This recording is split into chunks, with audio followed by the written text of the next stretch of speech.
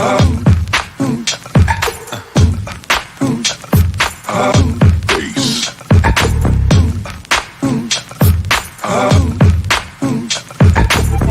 now you've got yourself something funky. I love that randomly just somebody in the song was just like, bass, look at you. Oh man, that's gonna be fun. That's an intense intro. That's gonna be pretty good. This gets more and I more got a new intense. helmet. Does it not do your voice though? No, it doesn't. Ah, It's okay. It's still awesome. I'm just yeah. like, hey, I'm your dad. Hey, I'm your dad. One Yeah, of the you're most Oh misquoted. wow! It comes off the top. That's It nice. comes apart just like it does in the movie. That's cool. That's pretty cool. It's one of the most misquoted lines in movie history. Do you know that? What? I'm your dad. He doesn't say, "Luke, I am your father." He doesn't say I'm your dad either. Well, he doesn't say I'm your dad, but he doesn't say, "Luke, I am your father." He says, "No, I am your father." That's sick. Yeah, that's cool. You just need a wicked scar going across your Yeah, head. you gotta draw some lines on. I could do that for a pretty easy costume. I just need the rest of it. Sure, yeah. Well, I mean, shoulders down, you're fine. I had the Darth Maul Sith robes. Ooh. There you go. You have the contacts? No, I had to get prescription. Well, I did at one point. I had to get prescription ones, but they expired. Dang. It's a commitment. It is commitment. Just get them tattooed on your eye and you'll be fine. Do it. Just. Like get the yellow and red eyes on your eyelid, like tattooed on your eyelid. Oh, and just walk around with my eyes closed? I mean, just for Halloween. Oh, yeah, we're live. So this is 42. We're a bunch of nerds, obviously. Speak for yourself. Yeah. I am a nerd, obviously. Geek. And we're just going to talk about 2021 because it's our last show of... No, go away. This is our last show of the year. Right? It is. Yes. Weird. And we started back in January, and it's been a wild ride. And our first guest of the full 42 ever was Mr. Daryl Andrews. Wow. It's true. He beat Lance by one show. I'd feel really proud of that. I mean, I will never let him forget that. No, I'm sorry. He'll probably jump in at some point. Well, I am just glad I was here before him. Yeah, so we figured to end the year, why not have our first guest ever we'll all talk about the year and how it went and how bonkers things were at different points throughout the year and what were our highlights and maybe play a game. Yeah. I mean, we mainly focus on board games, but we could also talk about, fun shows that we enjoyed this year, movies, whatnot. The convention. Other cool things that have happened. Mm-hmm. Conventions. I know there were a lot of those. Sure were. Friends made. Still recovering. So speaking of, still recovering from conventions. What was the last convention you were at, Daryl? Actually, I was at PAX Unplugged. Okay, same as these two. Yep. Yeah. I saw Katia. I barely saw Michael, so I'm not sure if I believe he was there. Twice. We went for lunch together. What are you talking about? We went for lunch all together. Yeah, we ate lunch at the market. No, but I played a game with Katia. Michael, I don't know. I saw him in passing. I made it look like I was over at the 3WS booth the whole time, but really I was just a fan, just kind of hanging out. Why am I doing this? Oh, nice! Yeah. So every time we are disappointed in what Chris says, we just do that. I'm ready. Okay. I sensed there was something there. Yeah. Why is it just me? And what if you're disappointed in something Katia says? Pocahontas is not looking at Katia. Pocahontas is looking at you. Maybe this. Surprise! Yeah. There. Now that you can look at Katia. Yeah, but I don't disappoint people. What is this? Fair enough. Oh, I like the monkey one. Oh, Abu. You're my only friend, Abu. Love Abu. So speaking of board games and whatnot and stuff, so 2021, when you look back at this year, what board game's going to pop into your head? Ooh. Yeah. Mm. Any Maybe ideas? Dice Miner? Oh Nice. yeah. Yep. Oh, I know what will pop in my head. Scout. Scout, Oh, colorful. I have it in my. It's over there. Yep. I still haven't played it though. I have Scout. somewhere. Shame. I don't know. Scout. Have you talked about Scout? We played it. We played at the Gathering, and then Daryl was nice enough to mule the back little some box. copies for us. I like the little box. Yeah, Is Yeah, that it's by cool. the company that does the other little games? Oink. Point Games. Thank you. Okay. Mhm. Couldn't remember. Yeah, which is surprising. When we first experienced it, it was only because someone had imported a copy from Taiwan, and it was a very small print run under the radar. Yeah. And I only found out later, after the fact, that Oink had acquired the rights, which is different for them because a lot of their games are very like tile and auction-y and different things like that. Mhm. But Scout is a pretty classic card game. So like kind of trick shedding, trick taking game.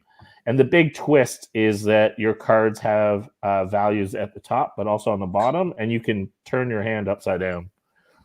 And so that changes the value of your hand, but you only have that decision at the beginning of every hand, like the beginning of a round. Also, you can't shuffle your hand like dealt. Yeah. So when you're given your hand, thank you, Peter. Hey, Peter. Are we just Like Clark Griswold knockoff pajamas. Yeah. I like the pajamas a lot. They're very comfortable. This is actually the hat that came in the Christmas Vacation Deluxe set too for the DVD. Wally's World. Matching. The Wally World.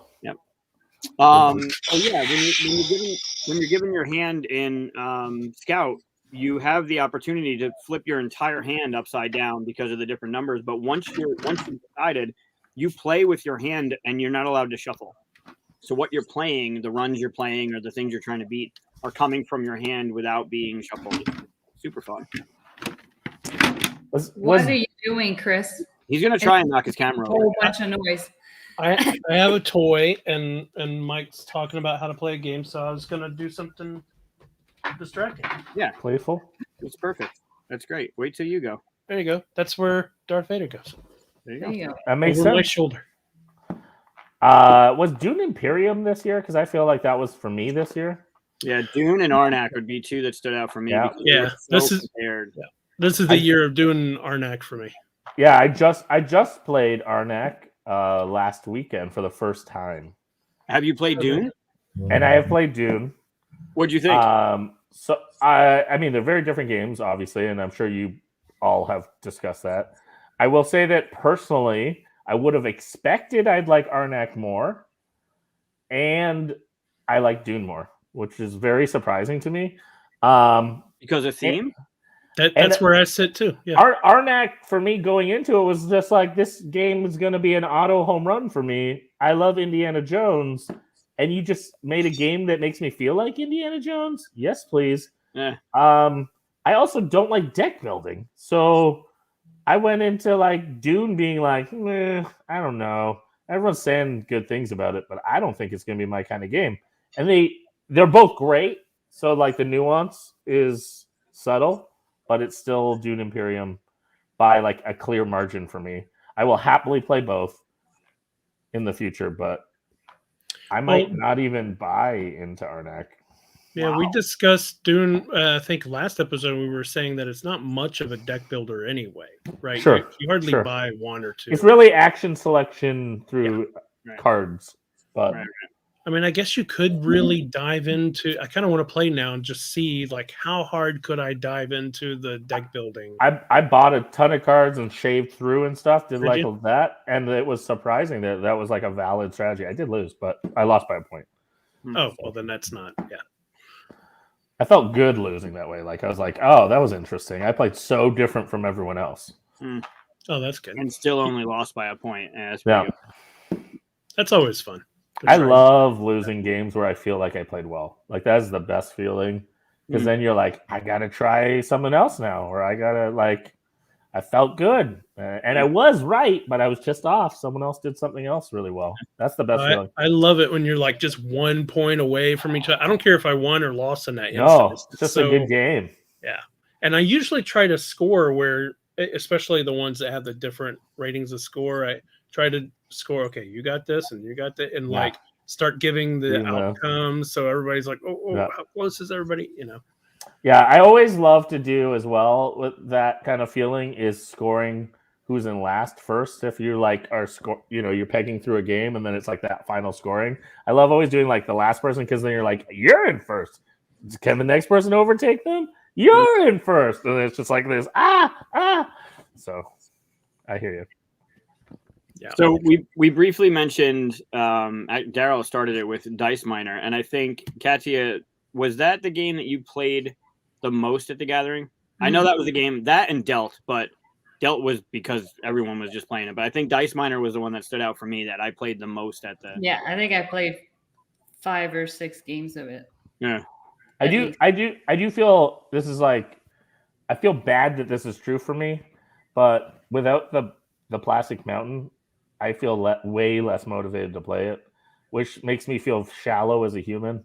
That a plastic piece makes me enjoy the game more, and it's not even a component that's necessary. But every time I look at it, I'm like, just find somebody who knows how to 3D print it. Yeah, I need to get Eli. The mountain is it like a Kickstarter thing? The mountain.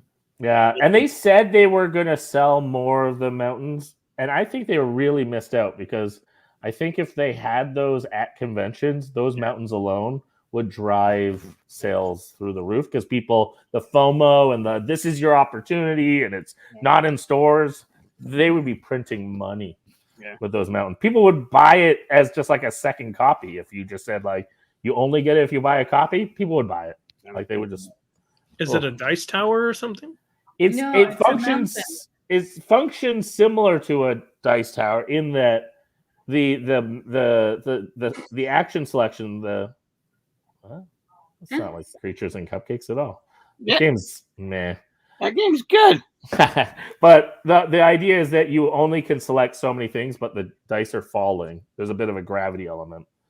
So your splay is kind of like being shown all the dice on the mountain as you draft, but you only have some available. I saw it at BGG Con, but I didn't get a chance. There it is. See that beautiful mountain? So you just drop all of the dice in there, and they're kind of staying at a 45-degree angle, and you're just drawing from the top, but it's just so much more satisfying. Mine is just a piece of cardboard. And the cardboard one doesn't even fit in the box. You got to take the legs off it. Every time. Yeah. But yeah, these just go. You sit them in it. Okay. Right, so they all just sit in here, and then as you, some different abilities let you pull from like the side. Let me put it on screen, Mike. And then when you pull from the side, like the dice will fall down. So if I were to take, that's a cheater draft. How are you reaching down there unless you spend a beer? Yeah, you got to have a beer. The beer lets you pull two. You can pull two from any one of the edges instead of normally you're just pulling from the top. From the beer lets you pull from the edges, but it's the cardboard. The regular one comes with a cardboard one that you put together, and it's decorated like it's got art on it. It's not just a gray piece of whatever. I want that mountain, and then I want to paint it. Yep. I was just gonna say, I would paint that mountain. Some snow caps on those little ridges. Oh, it'd be beautiful. It'd be really good. I'm also like really in the mountain mode. I don't know if anyone else has seen 14 Peaks on Netflix. Watch that. You will be inspired. Me, not inspired to climb, but just inspired that it was like cool to see a human do what seemingly is impossible. And his whole thing is that he wanted to prove to the world like everything's possible. You can work on it. You have to put the time in, but incredible things can be done by humans. It's kind of like that movie Secret Life of Walter Mitty. Oh, yes. You don't necessarily want to go where he goes, but it makes you want to get out. I mean, I do want to go everywhere that Walter Mitty went. But so, yeah. I want to jump out of that helicopter even, but there's no way I can do the skateboarding that. Oh, but don't you wish you could do it? And And it's like he puts the rocks on and cloth, and you're like, oh yeah, I could do that. I couldn't, but I think I could. Right. When he I does love that, that. you're like, that character's not supposed to be that awesome. What's going on? No, he Like, levels it comes up. out of nowhere. Yeah. Yeah. Is that 14 Peaks where you got the idea for 7 Summits? No, Oh. funny you should ask. But 7 Summits, which is another Mountaineer challenge, it's actually an easier challenge. 7 Summits is climbing each of the highest peaks per continent, and a handful of people have done so. But it's even a smaller and more impressive feat to do 14 peaks, because 14 peaks is the only mountains that are over 8,000 meters. So you climb all 14 that are 8,000 meters or higher, and the common term of going over 8,000 is the death zone. So they're all mountains that have death zones.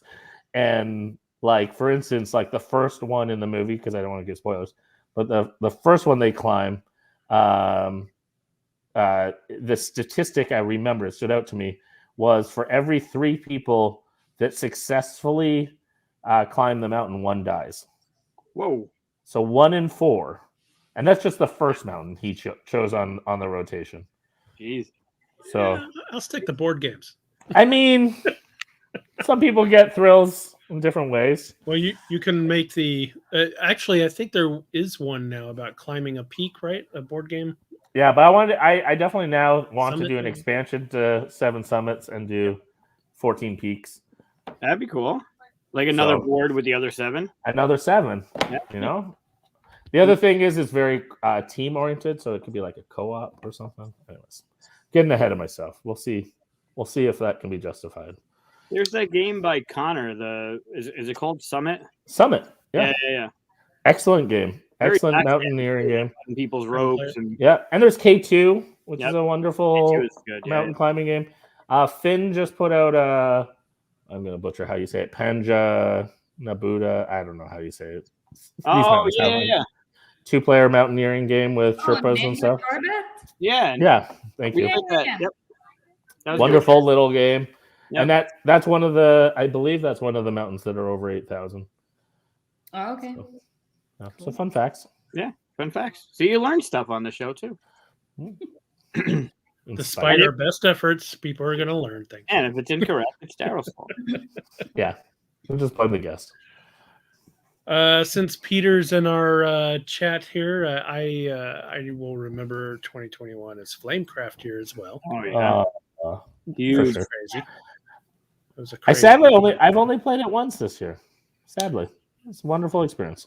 I've only played it on Tabletop Simulator. Oh. Well, it's a treat in person. It's a very beautiful game. I got to play a preview copy because Mark Maya of Board Game Coffee had a copy, so I got to try it when he was Nice. reviewing it. And yeah, I really enjoyed it. Yeah, it's a good one. Wow. I got real fast. Yeah. Or everybody loses if it's oath. Yeah, I was gonna say it's kind of the reverse. It's like 3 die, 1 wins. It's like the Talladega Nights mentality. It's like You're not death first, race. you're last. Yeah. Let's see what else. What other board games come to mind when you're thinking 2021? For me, Cascadia is one that really, That's a big one. Yeah, really shined. Yeah, that's I went the longest time without trying it. I have it there somewhere. Yep. Right there. I don't know Yeah. why in my head, but I for some reason thought it was older. But I No. guess not. It- Maybe the yeah, Kickstarter was in 2020. brand new. Yeah, the Kickstarter fulfilled this year. I had it. But for maybe the months, now Kickstarter sitting in the itself pile. was in 2020. Yeah, maybe. Oh, it might have been. Yeah. Maybe that's why I kind of relate it, because I think of things like Verdant as more like this year, even though that's going to be like next year, Right. Right. Or like Stuff of Legend or stuff of Legends. Kickstarter this year, but Plug. next year, yeah. Or I Flamecraft. Or- Or Flamecraft, yeah.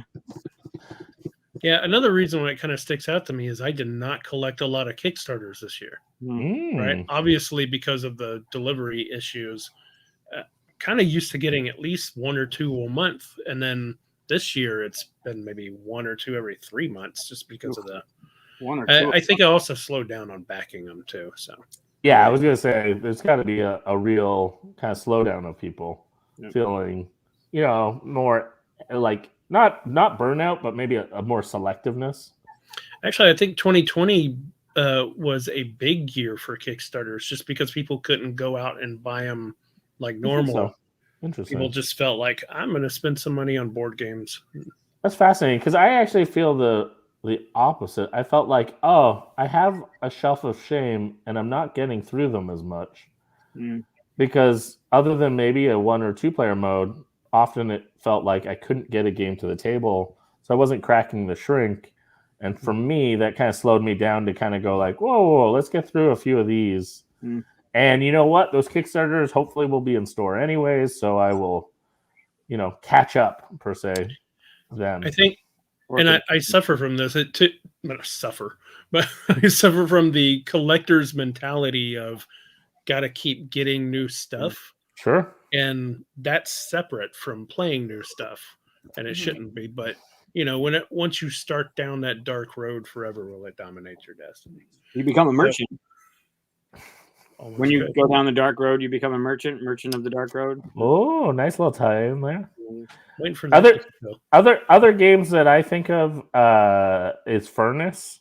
That was one that I've played a few times this year, and I feel like is a nice little tight game for the year. I'm late to the party, but Juicy Fruit. I just finally played my Juicy Fruit. I mean, I liked it. Blown away. I liked it a lot. I think it Yeah. is. The main mechanism is The really push satisfying. The trial was cool, but I don't know. There's something. It's a light game. I think the mechanism is so elegant and inspiring. I hope that's in more games. The Juicy Fruit one? Yeah, there's just this nice little. Ironically, I played another game. I can't see it, so I'm not going to remember it. Kramer and Kiesling, Capstone in general, just like knocked it out of the park with a bunch of games, deep print games, like bringing a lot of those. And again, what it did for me was it was like a really elegant mechanic of you're crowded and you need to like move things around to maximize your action. So there was always kind of this like I do a small turn to set myself up for a big turn, and then now I have to do a small turn so that I can set myself up for a big turn. And so that makes me like satisfied as a gamer, and it makes it quick because you're like, oh, it's excruciating. I can't have every turn be like this highlight moment. Sometimes I just have to do those little choices.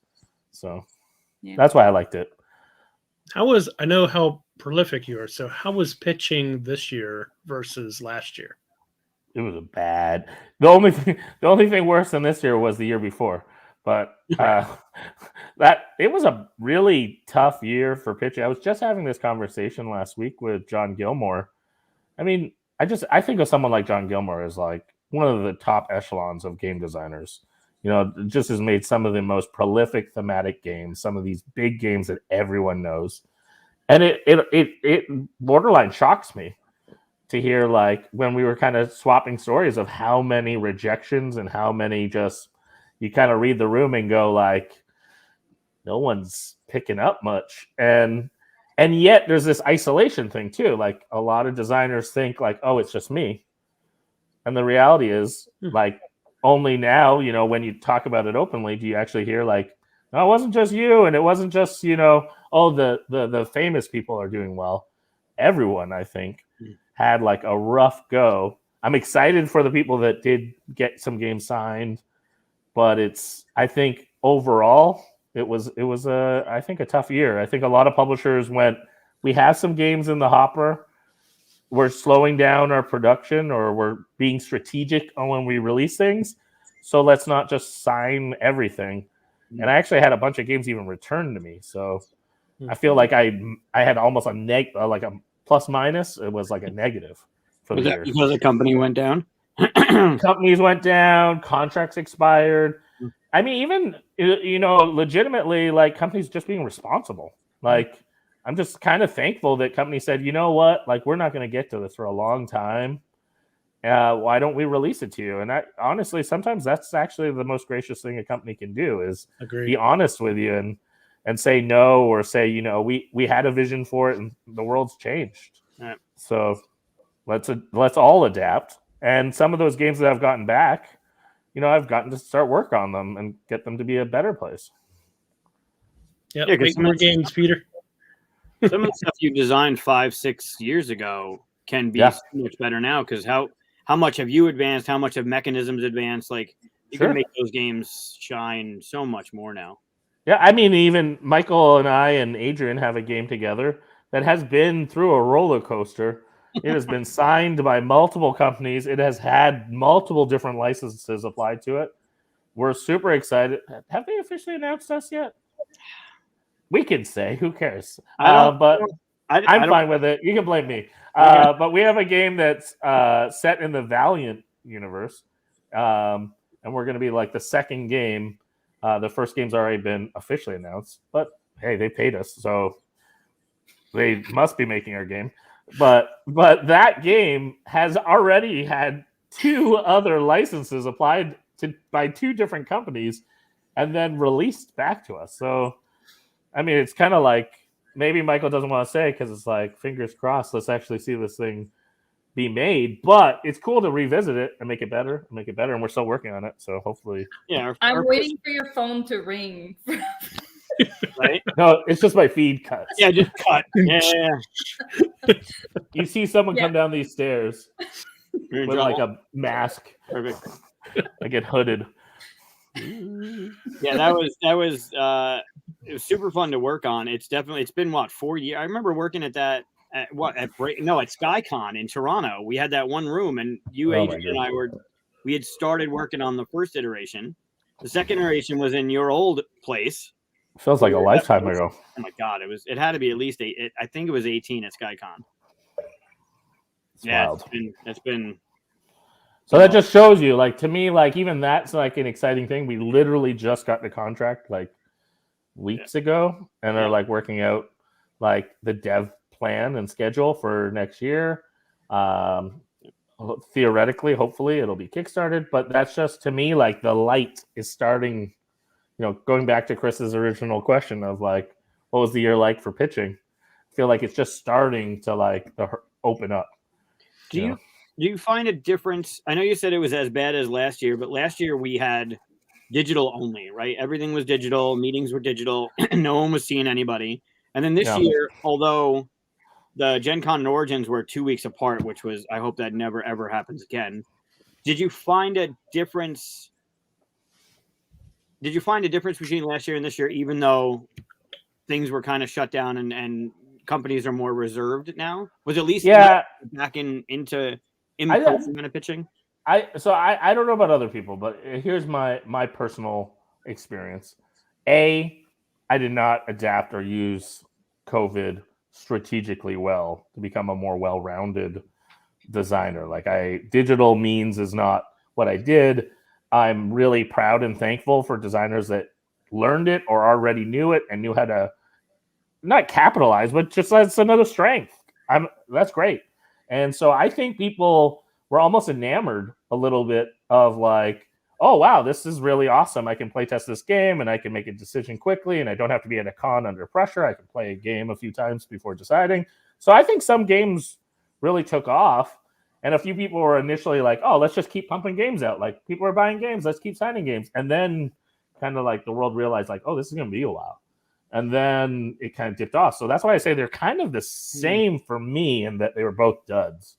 But I'm sure for some people, the digital way of play testing and presenting games and all that was actually maybe more fruitful. Or people that don't have the means or the accessibility to conventions. That's a real problem that we were all discussing before that.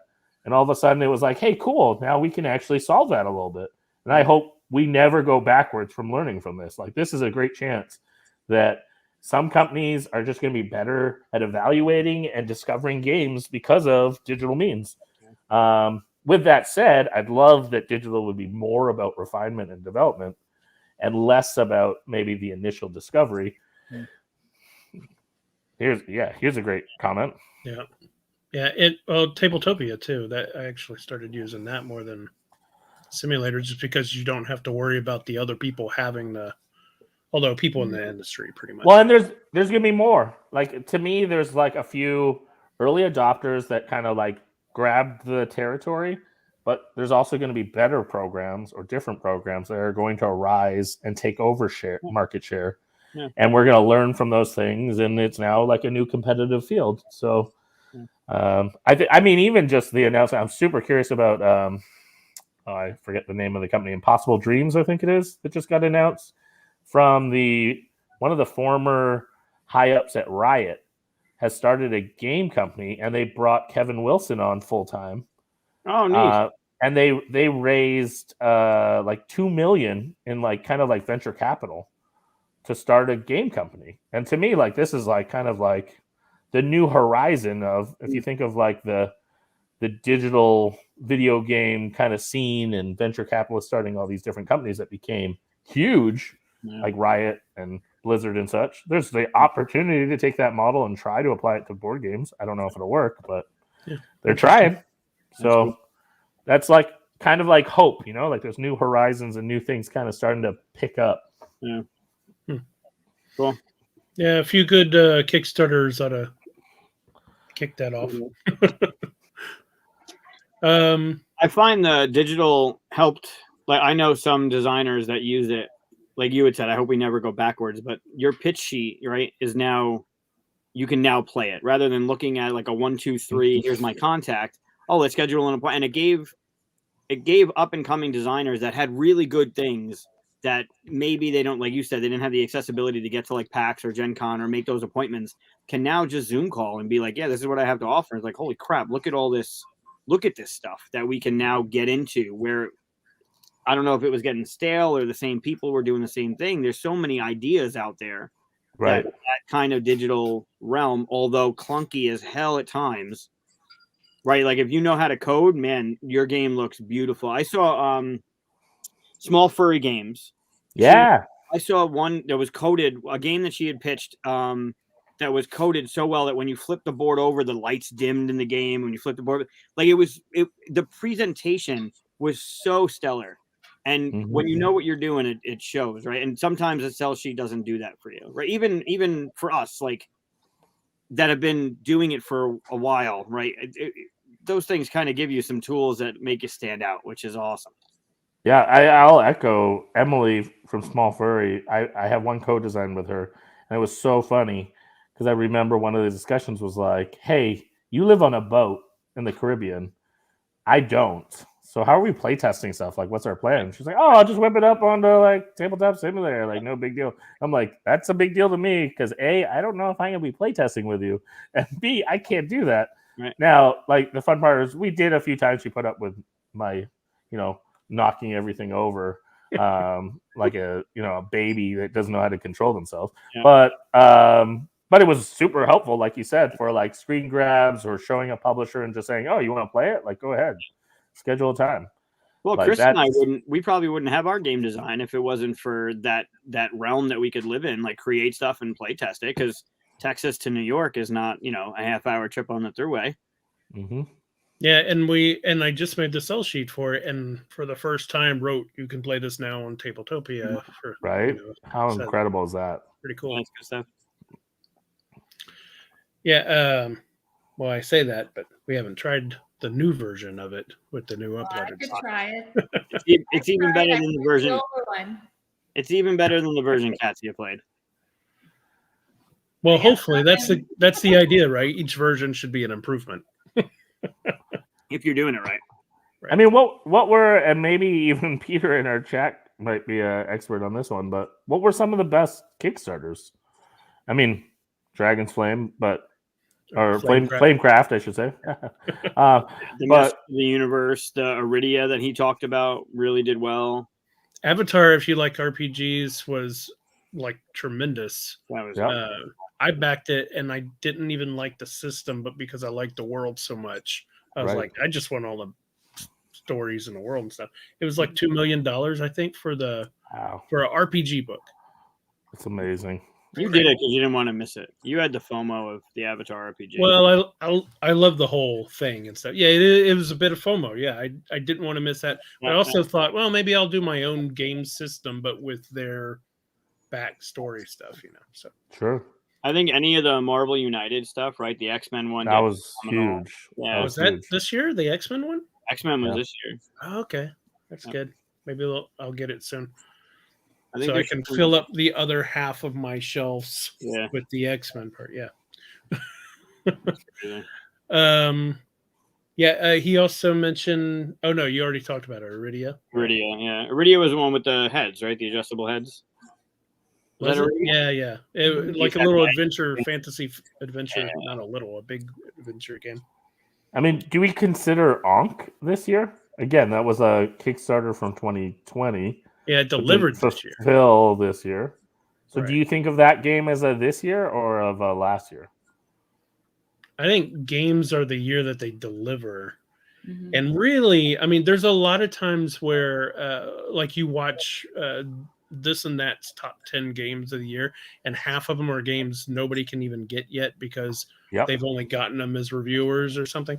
Mm-hmm. And I wish those weren't considered, honestly. I wish it was more like if you haven't been available to the public, general public, for like a month or so, you shouldn't even be on those lists. But well, it's like movies do the same thing, right? With the award shows, they'll nominate movies that come out the weekend after the award show is on. Like I don't know what the cutoff is there. Yeah, but at least that you can immediately like go. If I agree actually with your point, Chris, about like it sucks that you might wait like 6 months, 8 months before you can actually even play it. Like that's a very like okay. So the reviewer put out a really good review, and a lot of us hoped it's good. Right. So it's not a useful thing to me if I can't get a hold of any of the games you're telling me about. Well, especially because, like, no offense to reviews, but like my tastes aren't necessarily the same. So there's a lot of games that maybe they get hyped, but it doesn't mean I'm going to enjoy it. And actually, often I find the most hyped games, there's trade-offs of why it's hyped. So it's kind of like I have specific tastes, and sometimes it's easier to get more people to like something if you shave off any of the edges, but sometimes the edges are the most fun parts for me. Peter's asking if they get the cheat. An event in 2021 and in 2022. Yeah, I mean, like I think it doesn't count until the general population gets to play at least a good chunk of it, right? Well, so now bring in the digital realm, right? Like we've played it online. Sure. So does it count that we played it in 2021? Like same thing with Stuff of Legend. No. Stuff of Legend, you can hop online right now and play it, right? It was kickstarted in September. I don't think that's this year. I think I'm excited for it, but I gotta be able to like play the cardboard. So like touch it.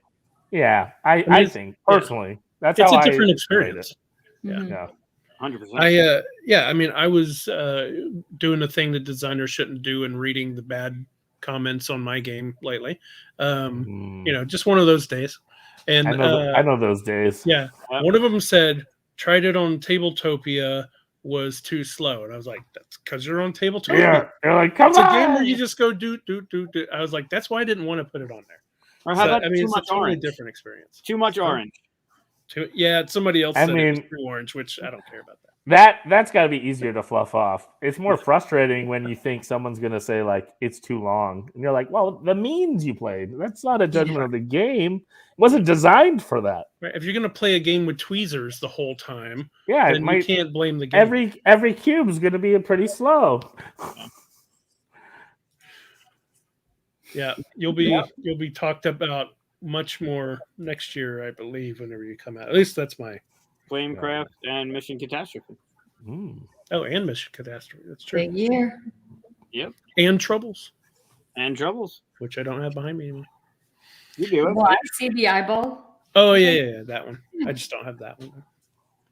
I reorganized my shelf to put Darth Vader on. Yeah, you got him. I would move Boba over because the series starts this week. That's true. That's true. It's coming. I mean, talk about. I know we've talked about board games, but man, 2021 getting one of those Disney Plus shows every week, Loki, Mandalorian. Almost every Oh my God. It has been, I watched more TV this year than, and I haven't even watched everything, but I've watched more TV this year than I think I have in any year past, except for when I was running through Smallville. I watched a lot of Smallville. I feel like I'm gonna be the grumpy person on the panel because I'm gonna say, how much was it memorable though? I feel like we binged so much, and I was just reflecting on like which episodes do I remember and care about. There's a lot of content that it was just kind of like it just got me to the next week. Hey, Matt. Matt. I agree with that. Oh, there you go. Oh, Yeah. cool. I'd agree with that on shows that you can binge all the way through, but Disney is very smart in giving you one show a week, and it makes you talk about it. It helps a bit, but I feel like that's true if you're watching it live, but there was enough shows that I personally would wait like a month and then just kind of boom, boom, boom, and then just like watch a few more. Like, yeah, and it still was possible. You know, it's kind of like the experience. I don't know if you watched Lost when it came out, but it was such a huge thing week to week because you'd be talking on boards and talking to people and I don't know, MySpace. But this is where I would contrast though. Lost, I threw parties for on a weekly basis. Yeah. I couldn't have anyone else over. Well, so that's where even that, like the significance, it was like, oh, it's Friday. I'll work through my shows. And it was like, I feel like, yeah, I'm in my PJs again. Another day watching my TV shows. And it was just like, after a while, I'm like, what am I watching? Like, why am I sitting in front of this TV again? So I wonder if in like a couple of years from now, how many of the shows that helped us survive we actually remember or think about again, or are even willing to rewatch. Right. Okay. Cool. Got me through. I'm just saying, I wonder if we're a little in love with them because they kept us alive, not because they were actually that great. If they keep, I love that they all kind of interconnect, and then they bring people from the other shows, and it's like you got to watch them all. And I don't know, I enjoy it. So if they keep that cycle up of doing like the series and then a movie and then the series and then like Shield kind of felt that way, right? You had the movies going on, and Shield was kind of like referencing Thor and referencing stuff. If they do that throughout the year, even if we're January 1st, the whole world opens up and you're allowed to go do whatever again and go to theaters and hang out with people. I think if they keep doing that, I think personally, if it's Marvel, Star Wars, any of the geeky stuff, I want all of it wherever it's coming from. Don't you see though the potential though of it's almost like too like deep cut? No. Like there's a lack of on ramps. Like when there's so many intertwines and so many like you kind of have to know. I'm finding now finally like interacting with people and having certain fandoms, it's like people just feel like they're just like too behind. Like it's just like, how do I get in? Those deep cuts have to happen, or else we wouldn't have Moon Knight, right? Like that's awesome. Moon Knight's a great character that not many people might know of, right? Just like this might be, I don't know. You can look at the toys that are coming out in 2022, but the Doctor Strange 2, they released the Legend series of the figures, and there's a figure in there that's like super deep cut that we've talked about on the show. That would never get the time if not for all of this cool shit going on. Do you think the sales on that is actually that good though? On the toy? Yeah. If you want to build the figure that has the little body in it, then yeah. I'm just saying, like, there's this weird moment of like we're deep geekdom. Sure. And so it's like good for us in some ways, but there's also like in some ways it can get difficult for you to share it wider as it gets more narrow. I'm going tomorrow, man. Trade-offs. Sure. Yeah, I'm gonna go see it tomorrow. I gotta go see it. Yeah, I haven't seen it yet either. It'll be the first time I go to a theater in almost 2 years, I guess. Yeah, my Actually, first more was than 2 years. I've only been once to theater, and it was for Dune. And I feel like Spider-Man will be my second. Yeah, well, Daryl, we should plan and go together. Sure. We're not far. Yeah, I would like that. Yeah, that's also what kind of sucked this year is that since 2008, I had seen every Marvel movie on the opening night, Thursday night of the opening night, right? And then, of course, it all fell apart because of 2020, and it's just never gone this long without being all, Yep. So I'm going to miss seeing the movie with the Uber fans. Yeah. Right. Because there's something different about going first night on a Star Oh, Wars. yeah. Something where all the fans know to shut up the minute the thing starts and Yeah. everybody claps at the right moment, that kind of thing. Yeah, it's a smarter crowd. Yeah. Like more engaged, I should say. Yeah, a more respectful crowd. Oh. Well, sort of. I did have one movie where someone yelled out like a spoiler at the beginning of the crowd, and I thought the crowd was about to turn around and like attack the person. So this is not the day to do that. No, rightfully so, I'm sure. Went via it was sparse because I was looking for tickets for Spider-Man just I think last week, and it was full up in mid-Tuesday. I was like, what are you people doing? I guess they were off of work and stuff, sure. But, no, but I think Matt is referring to, because he said it was sparse in the theater. It might be because we have spacing. Because Christian said that in Quebec the theaters are closed altogether. Yeah. So okay. Commenting on like the fact that like there was room, like they make sure you have a room. Yeah. It's a pretty different experience here for theaters. I even game the system. So my one theater watch of Dune was me, Tanya, Adrian, and his wife Andrea, and I bought each of our tickets individually because when you buy a ticket, they block the next two next to you. So oh yeah, interesting. I bought 4 tickets, but I actually had 12 seats blocked off. So like, there's definitely ways to have your space. That's funny. Did you sit 2 seats apart, or did you sit? No. Then we just sat together. That's what he was saying. Is they moved in together and had all that. Yeah, very good. Okay, but do they empty the seats behind you? Well, they don't do. If front someone's back. just breathing down on you, what's the? Absolutely, and there's a lot of logic there, but they do intentionally try to block things after tickets as well, but they can't do it in real time. So there is some intentionality on the spacing, but the forward stack. Now their argument is that they've upgraded their ventilation systems and that they're tiered.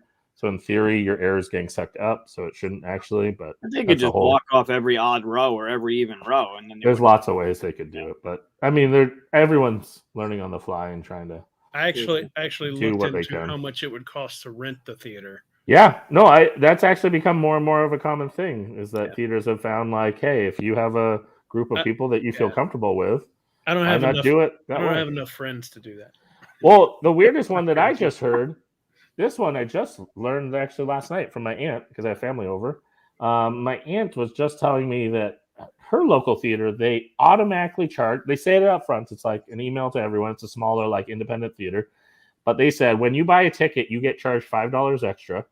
And there's no eating or drinking in the theater. But when you leave, you get to take a drink and a popcorn. And you can decline taking it if you want. That's fine. But the reality is we don't make money off of you coming to the movies. We make money off of concessions. So the reality is like we can't have limited numbers and you come in, you don't buy concessions. We don't exist. And so they just literally said, hey, we're either closing down or we're charging everyone an extra $5. If you don't like it, just don't buy tickets and we'll shut down because we won't exist. Or if you can live with this, we're being upfront about it. No arguments. Everyone gets charged $5. Everyone get offered on the way out. You can decline taking stuff. So, and to be honest, for $5, I never could afford a drink and popcorn anyways. That was usually $15 to $20. So it's still a bargain. It's like $7 for a soda. Right. Yeah. That's smart. It's a good way to adapt. Oh, that's fun. Matt saying Tanner, who's someone I do some co-design with, he rented the theater and it was like $250. Anyway. So. Yeah, that's pretty good if you've got some friends to split it up with. Yeah. I mean, that's doable. I mean, even heck, 10, 15 people are going to make that reasonable. Cheaper than movie tickets by themselves. Yeah. Yeah. It depends on the theater, I'm sure. Sure. But yeah, they're filling up over here. Of course, this is Texas where people think they're immortal. So we've had to wait forever before we find a theater where we can get some distance around us. Yeah, I mean, even just like watching, I watch a lot of sports, obviously, and just the difference of watching sporting events in different regions of the world is a very shocking experience. I have basketball tickets coming up for tomorrow night, and I bought them a while ago through Jamie Maltman, who's a Toronto area gamer. He buys season tickets, so I bought them like a while ago, and thankfully. I didn't be forced into a refund because, for instance, here they literally forced half of the tickets to go back to fans because of the 50% capacity rule. But because Jamie and he splits it with 3 other people, they have season ticket members. They didn't want to offend their members, so they cut everyone else first before they got to their members. So I kept my tickets. But yeah, I'm shocked you like sports. I had no idea. Yeah, I mean. Yeah. They're all right. They're no board game. No. I was gonna say, did you think that his hat is like a Wingspan related hat or something? Right. Yeah, this is all Wingspan. No, I just thought he was matching a parrot seeking out. That's all. I will confess, usually when I play Wingspan, if I see that blue jay, I'm grabbing it. It doesn't matter if it's in my strategy. I don't care if it's part of my strategy. I'm taking that blue jay. Yep. I had no idea what you guys were. I had no idea about the bird. When you started drinking, I was like, "Why does he have a bird mug?" That's how I don't. How much I don't know what you're talking about. But that's fine. Everybody has stuff they enjoy. The overlap with sports and board games is rare. Like that Venn diagram is it's thick. Well, I think it could be a lot thicker. I mean, the joke of like fantasy sports and like D&D. Like that's a pretty similar kind of choice and experience. But but I don't think maybe you're saying this, but I don't think that really is. I think there is a stronger connection. I think especially as the world learns about games and like the options that are out there, I think there's just a lot of ignorance of like sports fans just know lots about sports and were introduced to sports, and a lot of sports fans don't know that there are games that they might love. I mean, 5 out of 8 of the D&D people I play with will like watch the game right before we go into it. So, I think that's a growing trend. And it was far more. Our tribes of jocks and geeks and nerds were far more divided growing up than they ever will be again. I think there's a lot more of we're actually all geeks for different things, and we're finding more and more excuses to overlap. Good. Matt's outing people here. Oh, there you go. Yeah, that's the closet. That's the closet of the board game community. Is the sports fans? Yeah, keep that on the down low. I think it's great that you're seeing the 2 communities not shame each other for their fandom, right? It's changing. Sports not ball was a real a real classic example of like an irony of geekdom kind of maybe sticking it to the jocks moment. Like it was kind of like this funny little moment of like finally I have a little power moment, like geek community compared to sports. So I still think like, there's some triggers there. It's kind of like when someone says, "Oh, I saw Mr. Spock and Vader together." May the Force be with you. When they do stuff like that at the same time, I could be doing stuff like, "Oh yeah, I shot a touchdown in basketball." You're putting your ignorance out there as if to show how silly it is. It can be. It definitely can be. Like intent matters, but there's also just like a level of like if you care or want to care for people, you go a little more out of your way to, gracefully choose your words. Yeah, I think I've more recently just kind of going, I'm going to stop poking fun at people for liking things that I don't like, kind of thing. Right. And just shut up because it's not, I shouldn't even be in this conversation about who's playing who on whatever game it is. I just think it's a humble, like kind of respectful posture, like we're all just learning how to just like give each other the space to be themselves. Like that's just shaming people for things they like. Let's celebrate and learn from each other. And like, that's cool. I'm not into that, but you are like, passion's passion. Agreed. Yeah, super fun facts. And Green Bay Packers are really notorious for having like a bunch of gamers in their locker room. So They were really into Catan. Green Bay, if you go, this is a football thing from a while ago, but when I was student teaching at a Syracuse University, the high school, one of the local Syracuse high schools, Dorsey Levens went to play for the Packers. And they had him come as like a guest or whatever. And then during lunch, he was in the cafeteria and he saw like this one table that was like off to the side. No one was really paying attention. And they were all playing Magic. And he sat down and was just like rapping Magic with them, like playing decks and talking about combos. Like, dude, that's awesome. Yeah. There's something beautiful about that. Yeah.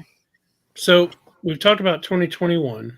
What is happening in 2022 that you, especially in the board games, that you're like, oh, I can't wait for this to happen. You're excited about probably some Kickstarters fulfilling, I imagine. What are some of those? I'm actually in 0 Kickstarters right now. Right now, there's nothing really going on right now. Yeah, they all ended.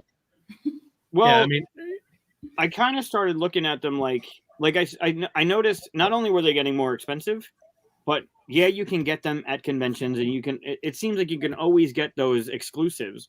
But then the delivery dates were like so far out. Like I'm buying into something now. I'm not getting it for 18 months. Like I don't understand what's, so I've kind of, because I was heavy into it. The one temptation I have for Kickstarters right now, although I don't think it's going to work out this much, but in general, even like buying games, as I've been saying to people, like buy big, expensive games now because they're going to be even more expensive next year. So the same idea with Kickstarters, like get in on that Kickstarter because that price is going to go up. But on the weird side, this year showed us like a lot of companies that were like, oh no, it's more expensive, so I need to charge you more now. So maybe if you back something, the problem is if costs go up, you're actually going to end up getting charged again. So that makes me even more hesitant. That makes me even go like, well, then I'll just wait. Yeah, and delay. Yeah, like Christian's saying, 18 is, I mean, right now, like for instance, my big thing that I'm excited about, totally selfishly, is because I'm super excited for Batman Dark Knight Returns to fulfill. I just finally got to see the components this last month. Got to visit Cryptozoic. And I mean, I was like a kid in a candy store because it was just so cool to actually see it in person. It was like when they handed me the box, I laughed because I thought this is a joke box, like a jumbo box. And they were like, no, that's the box. And I was just like, what? That's like awesome. Game stores are not even going to be able to put this on their shelves. This doesn't even fit in a Calyx. Like people are going to kill you. But at the same time, it was like, but this is so awesome. And like, they went over the top. The rule book, like they added so many illustrations to everything. It was like my first time seeing that. And I was like, wow, like every question has a picture to just tell me. And like things like that where I was just like, wow, you took your time. I can't wait to see this in people's hands. Can't wait to see people go like, oh, this crazy scenario happened to me. And just like interact with fans that have a good time with it. I'm sure there's going to be plenty of haters, and I will read all those negative reviews too. But that I'm super, super excited about that fulfilling because it was just like I'm talking about passion project. I felt like I lived and died that game for half of COVID. Like literally on a daily basis, I would call or message Morgan and be like, "Are the kids asleep? Yeah. Okay, let's get online. Let's put in 3-4 hours tonight." And every night we were like, all right, kids down. Okay, let's start working again. And it would be like falling asleep and be like, oh, we got to stop. And that would be like night after night. So to see it was just like, oh, that labor of love. Yeah, there is something about seeing it for the first time. Whew. Yeah, that's a good feeling. Yeah. Those are some great pictures on Facebook. They were awesome. It was fun. Very cool. How about you, Mike? What you looking forward to? Getting back to a regular schedule. It felt so good to get back into conventions and seeing everybody again because there are certain people that I only saw at conventions. Like I'm missing friends in Florida because I haven't been to Dice Tower Con, and I don't know if I'll go again. But like, there's a certain amount of convention family, right? Even though the board game community is family, there are people that you only would see at conventions, like Robert from Arcane Wonders. Like I see him at conventions, and all of 2020 just sucked because it's like digitally. Like I love seeing you guys on a weekly basis digitally, but there's just something about, like we talked about playing a board game, right? Like touching. There's just something about getting a hug from Daryl that you don't get on a digital meeting, right? You got to be in person. And it felt so good to get back at that, although the end of the year was so hectic. I'm looking forward to getting back into that groove again, hopefully, if everything, people do the right thing and everybody gets back to normal, some sort of normalcy. Yeah, Matt's work on those games looked awesome, by the way, as far as what we've seen so far. Yeah, I can't wait to get Merchants. Wonderland's War looks amazing. Merchants, the art, I saw it at PAX. It looks phenomenal. Yeah, that. Can't wait for that to come. Yeah, I can't get back at it. We also are going to have an anniversary in January. Yeah. Right? For this show. Technically, it'll be the 24th. We started on the 25th. This year it'll be the 24th. Cool. Yeah, that'd be fun. I got my OG Tiki mug, the first one I ever used, ready for the show. So weird. Those of you that watch the first show, you'll know what it is. Year goes by fast. So for that episode, should I just like not be on and be in the comments so that no. and really feel like No, we're way better. That the highlight of this year, if we want to really get down to it, was adding you to the show. Yes. It did so much more than just Chris and I talking about bullshit for an hour and a half, 2 hours. It actually gifted some sustenance. So much more bearable. And the data supports that, by the way. Our graphs go way. Everybody cares so much more now that you're on. It's true. The graph proves it. Yeah. The graph doesn't lie. Yeah, it's unarguable. The numbers don't lie. Yeah. Just going back to some of the you mentioned things looking forward to. A few games that I'm really looking forward to. Verdant, I mentioned earlier. That's one I'm looking forward to. The Spill, is another game coming out next year. I'm really excited about. Masters of the Universe. Which there's one? two The of them. UK one or the CMON one? I mean, but yeah, I'm not getting into that argument. But I'm just happy about Masters of the Universe. And then my super bias is I'm super excited finally for Sagrada Legacy to come out. So got to see a little bit of preview of that at PAX Unplugged. Yeah, So. Matt, you're way wrong on that one. I mean that equal sign should be a greater than sign. Greater than that way. Whatever. Or square it. There you go. Plus Christian square it, baby. Yeah. Sure. Yeah, I'm gonna blush, so stop. Yeah, I know. I kind of want to go to my Kickstarter and just see what's. I know. I'm trying to pull mine up to see what I'm waiting for. I usually back and then try to forget it ever exists. So when Right, and it just surprises you. Don't do it. As soon as you. One thing I'm not looking forward to is the whole Kickstarter change, whatever that's going to be. I saw a little bit about it, and I don't think I'm very happy about where. I don't think anybody's happy about that. Yeah. Daryl, that's a good question. Your plate, was Sagrada, right? Yeah, my wife surprised me at Christmas. I had no idea, but we had talked about it earlier in the year, and she held that info for at least the last 3 months. She said, but she got the legal license plates for Ontario that say Sagrada. We have not put them on the car yet. We have to wait till MTO is open so that we can actually go in, switch the sticker. We have like a whole sticker thing where validation, so we gotta wait. And then that's awesome. I showed that to Aaron. Said now we need a license plate that says trouble. Yeah. Let's start that trend. My one joke was I said, "Where's the big gold chain?" Because I was just gonna wear them. You know. Oh, just the plate. Yeah, no, for me, I just looked quickly at the Kickstarters I'm waiting for. One that I'm really waiting for is the Darwin's Journey.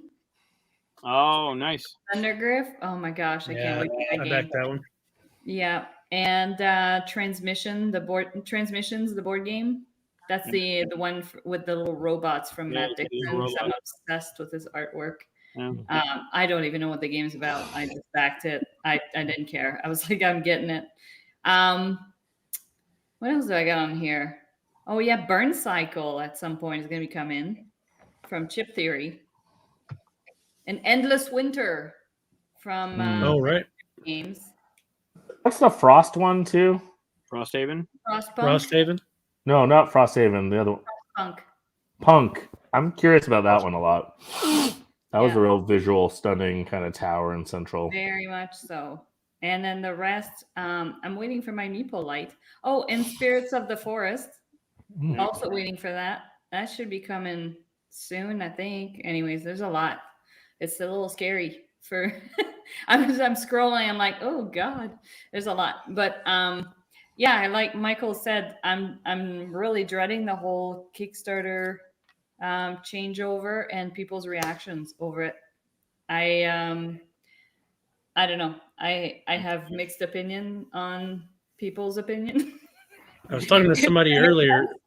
I feel like people are gonna like jump the gun on boycotting something without again looking at how it's gonna affect the creators. People don't do that. There's no way people would jump the gun without doing research. Come on. But yeah, it's scary for me, like knowing that I have a project that's gonna be again like at some point coming to crowdfunding and I'm probably losing people because they decided that Kickstarter is awful and blah blah blah, and it's like, Well, they're not like nobody's talking about boycotting it though, are they? yeah. Are they? Oh yeah. Oh, yeah. Okay, but Kickstarter didn't say that they were converting it so that you could only work with them in the blockchain, right? They were saying that they were doing it as an alternative. People are basically saying, oh, they are Well, now- making the transition. It is awful. I will no longer support projects that go through Kickstarter. So Yep. that's what the conversation now is. That was right actually a pretty common conversation at PAX Unplugged. So Really? for somebody like me who, well, right now, I wouldn't even be able to put my project on GameFound because it's not open to everybody. I can have my pledge manager through there, but I can't even launch my project on there. They say that they're going to open it up to everybody, but it doesn't give you near the visibility that you get on Kickstarter. And that's the thing that, like, I understand people have convictions, but again, it's like, you have to also look at who it is that you're supporting and what you're supporting and weigh the option, because at the end of the day, it's like, you know, it's somebody's income that you're deciding to, oh, I'm going to not support that because I don't know a whole lot about blockchain, but I heard it's really bad. And it's like, come on, like, I don't know. So I'm legit scared of what's going to happen this year with that. So I think Peter's right that it's just kind of like a select loud few that are kind of saying stuff like that, and I don't think it's going to be as bad as what they think it is. Sure. I mean, hopefully not. But like all things, if it catches the right momentum, I mean, we are in very momentum-based kind of opportunities here. So I don't want to be doom and gloom, but I do think there's a risk or there is an added tension because, you know, a lot of creators, it's pretty tight already. So even if it's not the mass, even if it's a vocal minority, still vocal and it's still people. So that's where, like, I really echo Katia's concern is it won't hurt the big people, but it won't hurt the big campaigns, but it will hurt the ones that we never would have got to hear from. There's a little statistics right there. 30,000 backers. One person asked about it. yeah, but it's already been done. Yeah, why would you comment about that? Why would they bring it up? It's already been through. You're already pot committed. It's kind of like saying to someone like, hey, I already spent my money. Yeah. It's when we're going to start advertising our projects that people are going to say, yeah, I don't know that I'm going to back it because you're using Kickstarter and all that stuff. And it's like, I don't know. At the end of the day, you know, blockchain and cryptocurrency and all that stuff, it's not going to go away. No, it's only increasing constantly. There's that too. It's like at some point we're going to have to realize that it's part of life. It's going to start to infiltrate in all aspects of our lives. And I mean, it's happening even though people don't understand right, exactly. or know it is. So. Yeah, and that's like, yeah. Anyway, Again, I probably have an unpopular opinion, which I'm going to keep to myself, but it's just as a Kickstarter creator, it's really freaking scary what's coming for me. No, I think you have a popular opinion that just isn't spoken out enough. Nah, Is what maybe. it is. Like, at least in my opinion, I think that you have a few loud people and stuff, and the rest of us are going to go, hey, as long as I can back like I normally do, I don't care what little thing they do off to the side or what they're doing and stuff. I'm supporting a creator. I'm supporting games. I'm getting the games I want. Same things going on, and it's not going to be that big a deal. Hopefully. Yeah, hopefully. I also think there's a lot to be said about. It's one thing to talk about the current Kickstarter backers. It's another thing to talk about how there has been growth in that people have learned and adopted and have come on board, but we might hit some particular walls. So now we're getting into the territory of the people that haven't adopted onto Kickstarter. This type of topic might be a reason that they don't. So Right. there's also like a level of like, sure, we can keep maybe even maintaining the popularity we have, but we were on a growth curve. Like there was a reason that, there's more and more people doing Kickstarters. And then if we hit fatigue and we don't continue to onboard or bring on new people into our community, or this isn't the way, then there will be other ways, but that's something to be mindful of. That's also not to say that GameFound and its growth is necessarily like a bad thing. I mean, that's also maybe the market will diversify and will be able to sustain and have two great crowdfunding sources. Or, another example I think that's a major one for the future is look at companies like Exploding Kittens or other companies like that have reached a new audience, and they're continuing now to invest in and make even better games by having more talent involved in their companies. I mean, I feel like over this last year, I heard of 5 or 10 all-stars just get scooped up by Exploding Kittens alone, let alone other companies, and they have huge reach. Like people that we don't know, people that never even heard of Board Game Geek, but are buying up tons of new wave games because they first heard about Exploding Kittens and now they're interested in what's next or something like that. And there's a lot of people we can reach that will join our community in a new way and from a new voice.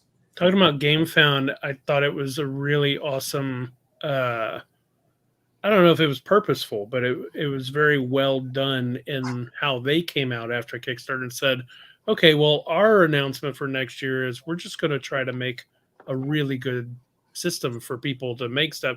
And everybody else is like, yes, that's what you're supposed to be doing. And I think they're going to explode. It's been next slow year. growing for sure. Like I think that, like I expected GameFound to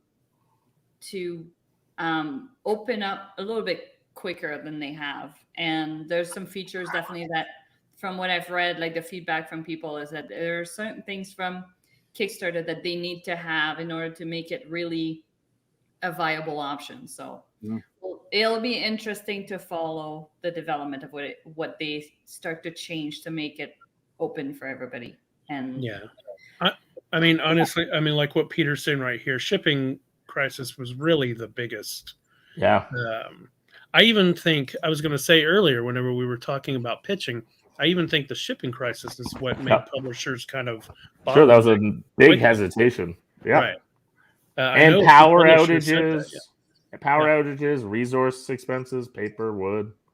These are all real factors that are going to increase the costs. And there's a cream cheese shortage. What? Cream cheese. I just got 2 big containers from Costco, so I'm set. Apparently, cream cheese shortage. Yep. So now we know why there's a shortage. Yeah. I loaded up that and toilet paper. No, I'm just kidding. Hard switch, but Daryl, I know you have family. If you need to, I really appreciate being back. Really fun to be part of the recap, and have fun. I'll watch the rest later. I'm sad to miss out on some games, but I hope you play, have fun, and I'll play vicariously while I watch after. Oh, get your family, get your guests to play. Yeah, awesome. Well, thanks everyone. Love you, brother. Bye, Love y'all. Bye. All right, so we're going to play the colorful game. again, right? Yeah, we could play colorful. We could play whatever if you want. Play this or color brain. Well, that's the one you've got out, right? I guess it could be colorful or color brain. We did color brain last week, though. We did. Yeah, I'm Do okay with you that. want to keep those same 4 colors that we listed earlier as the ones that we don't use, or do you want to draw them randomly? Do we all have our copy? Yeah. I have this. Oh, okay. So then, okay. So yeah, we'll just keep it as is. Do you have a copy of colorful, Chris? No. No, Oh. he doesn't. All right, we It's got hard to to find.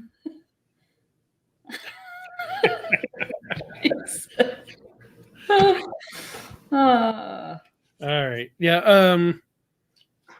Yeah, I have all the cards written out here, though. I have the other colors if you wanted it. Like, I have gold and pale blue Oh, and so you lime do green. have okay. them all. Okay, let's do the 4 random. The only then. one I don't have is silver because I had to make it red from last week. Oh, so then you should that's all right. cross it Because, and make it silver again. yeah, because you were crying about stuff and you threw the cards, right?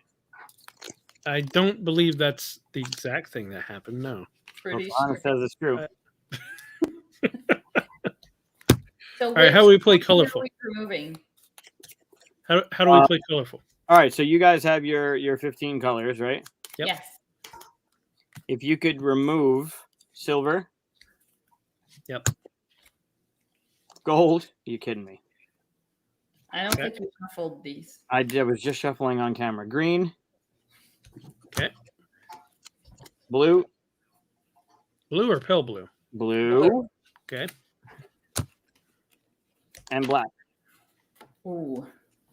Ooh. Okay. Those are out. Okay. All right. I have 10 cards then. Perfect. So for those that don't know, colorful, all of us have the same 10 colors in our hand. The objective is to go through 5 cards. Those don't go there. 5 cards in a row. Each card will have a topic. So, for instance, if it was turn 1 of round of the game, the topic would be sweet herb. Whoever's turn it was, their job is to give a clue. I had the same reaction that Chris did. Sweet herb? It was like sweet herb. Like what? What's a sweet herb? You can do a sweet herb. What the hell is a sweet herb? Yeah, I can't think of a sweet herb at all. Herbs are savory. Herb. Yeah, you got savory herbs, spicy herbs, sure. But sweet? Oh my gosh. It's funny because yeah, my internal reaction was like showing on your face. Like it was exactly the same. Yeah, I don't know if I would. Mint's not sweet. Mint is sweet if you put it with sugar and chocolate. Chocolate Yeah, exactly. Yeah, the Mint? herb itself. Yeah, is exactly. not. You put it with chocolate, it's sweet. Yeah. Yeah, spearmint would work. Oh, stevia. Is that a herb? Yes. That could work. All right. So your objective then, if it was your turn, would be to come up with a clue, whatever the clue may be, for all of us to drop to use the same color. We take our color face down. We do that 5 times, and then we reveal the 5. If all 5 colors match for all 3 of us, we win. If not, we make fun of each other and go on until we win. I'm not What? using sweet herb as the thing. Chocolate mint is not a plant. I Chocolate wish it mint. was. I'd have that plant. Plant. Ooh, that reminds me. I got Uh-oh. some chocolate mints. Uh-huh. They're in another Oh, room. that's Oh, well. chocolate. No, I got chocolate chip cookie ice cream in there. Never mind. Now we're getting into food. All right. So, questions? Do you remember how to play? We're good? We're good. Okay. Pick Um, random colors. 1, 2, 3, 4, 5. Good. These are the ones I'm not using. These are the ones I'm going. Who's leading? You have the deck of cards. Yeah, so I'll give the who wants number 1 vehicle. Chris, Sure. you're going vehicle. Oh, okay. Okay. What am I doing about vehicles? You are going to give a clue, so all of us put down the same color. The clue does not have to be one word. Try and keep it on topic.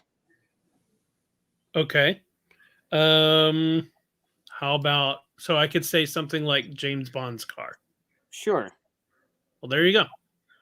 Why the hell would you do that? Yeah, that's a dumb clue. Why is that a dumb clue? Because we don't Everybody want silver knows. or black. I've never watched them. What? Well, that's not my fault. All right. So, for instance, somebody in this situation other than Chris for vehicle might put down fire truck. And then all of us, hopefully in the right way, would put down red. And then we'll find out later. But no, we go with James Bond's car. What do you mean, which car? You know which car, Matt. When someone says James Bond's car. Oh my gosh. Yeah, we're gonna fail this already. I can almost Neither guarantee- one, Matt. Doesn't James Bond work for Mary Kay? No, that was a Pink reference. Nothing. Okay. No. All right, I'm gonna try that, but that was awful. Awesome. I got to start it off right. Yeah, the No, Aqualon you did not. Supernatural would be good. Again, we're missing certain colors, but I didn't watch Supernatural either. okay. Oh my gosh. Can I be more specific then? nope, you gave your clue. We're done. All that right. was that Well, was then round stop one. complaining about my clue. That was because it was crap. Okay, so is that me? Yeah, Who's so next? Katia, you got no pressure. You're round 2 now. So you're looking for woodworking. Oh my God. Jesus. A clue that has to do with woodworking. Woodworking. Okay. All right. Well, I'm gonna go with lumber. Sure. Pick a color. Okay. Okay. Oh, God.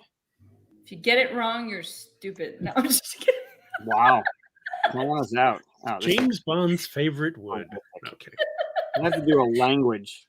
A language. Oh, that's gonna be rough. Wait, how come you're not giving clues? What?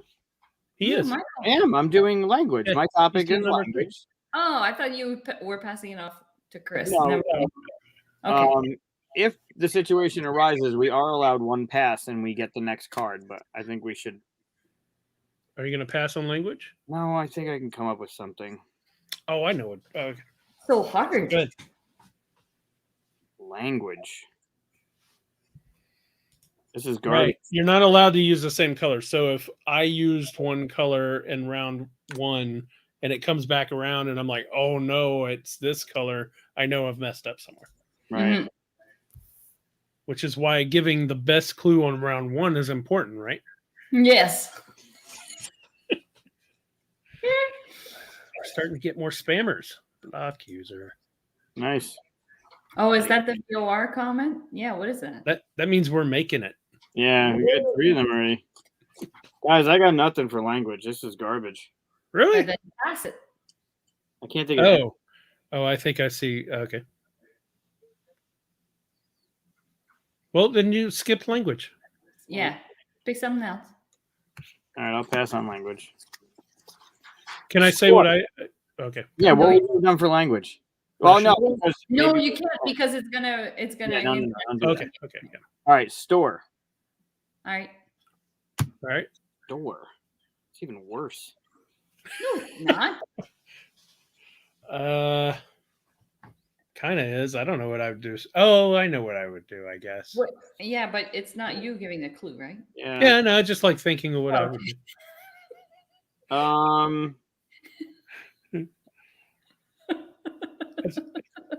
All right. How about a store? Yeah. A store that only sells housing insulation. Okay. Okay. That's very vague. But okay. I feel like the last 2 clues were like going to Home Depot. Sure. Maybe the next All right. one. No. What's my next All round? right, you're round 4, so now you got to do flavor. Oh, that's easy. I You're mean, not allowed to say a clue that has the word on the card. right.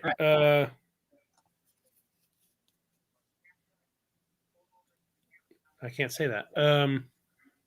Okay. How about flavor? Grape. Yeah, that was the one I was thinking of. Okay. And then to end it, Is McDonald's a store? Oh, a long candy. Okay, long candy. Long candy. Long. Oh, Try and keep this a family show. too late. I know. Usually it's me that curses first. And she can't stop laughing. Oh, I already had the giggles before, and like now I'm just oh my god. The hell, like long candies. There's not that many long candies. There's like one. More than one. Okay, I am like aging myself here, and I hope you guys had that in the US. Nope. I'm gonna go with the Popeye cigarettes. Do you remember those? Do you remember those? I have no idea what you're talking about. What? We had candy cigarettes. I don't know if Popeyes. You didn't have Popeye cigarettes? Oh my god. We have Popeye's chicken. That No. count? No, it We was have like Popeye. Man, like Popeye cigarettes. No. He smoked a Oh my pipe. God. Yeah, What? Popeye smoked a pipe. Yeah, no, but I'll have to show you later. All right, let's see how badly. Matt knows what I'm talking about. All right, I'm going with that. That's because you're both Canadian. Jesus. Yeah, that's true. No, okay, I asked. There's only like 10 of you. It's And I mean, if we still had the black, then I would have obviously said something else in the long candy category, but I'm kind of stuck here. Well, it's a good thing that Chris didn't give us the fire engine for the first vehicle. You could have went with licorice. Well, yeah, but see, Red mine Vines, goes to Twizzler. black for that. Sure, but then the other one, right? Twizzlers? Twizzlers. Yeah. That would have been better. Well, you can't say red vines, I guess. No, I guess you can't say red. That would have been better. All right, so the best clue of the night, no matter what happens in the future, for Chris's vehicle, he said James Bond's car. Now, for those at home, understand that we don't have those colors. So, like a silver car, right? Or black, maybe? So was it gray? Gray. Seriously, gray? Gray. Yeah. His Yay! Audi. His Wouldn't it be famous Audi. silver? I guess since silver's not there, you assumed gray? Yeah. Okay. I thought, oh, okay, I could go with this because silver isn't But there. I didn't know the color of the car at all. Like All that's right. And you went with gray too. yeah, that was a guess. Yeah. No, Peter, Yeah, black was removed. Black was one of the colors that wasn't in there. Oh yeah. All right, so then we went with woodworking, Mhm. and Katia's clue was lumber because you need Brown. lumber to do woodworking. Mhm.